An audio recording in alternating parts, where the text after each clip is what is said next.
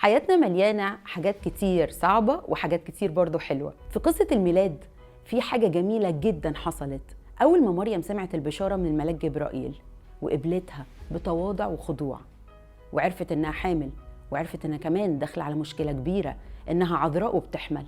سمعت من الملاك جبرائيل عن أليصابات قريبتها، قررت إنها هتروح وتدعم أليصابات. أصل ما حدش هيفهم اللي أليصابات هتحس بيه دلوقتي، رغم إن مريم كان ينفع قوي تقول أنا كمان حامل وعندي مشكلة كبيرة ومحتاجة اللي يسأل عليا، لكن هي قررت إنها تروح تعمل ده وما ترددتش وراحت لأليصابات.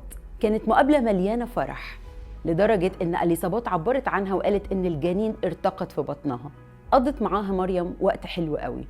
في أوقات كتير في حياتنا بنحتاج حد زي مريم يجي ويسأل علينا، أو يجي ويفهمنا ويقول لنا إنه فهمنا. بنحتاج كتير قوي إنه حد يبص في وشنا كده في وقت حزن وصعب لما بنتساب من كل الناس. أشجعك في وقت الميلاد السنة دي إنك تاخدي الخطوة دي. فكري في حد محتاج تشجيع، محتاج دعم منك، محتاج صلاتك، محتاج تليفون منك، علشان تكوني بتعملي تأثير حلو في الناس.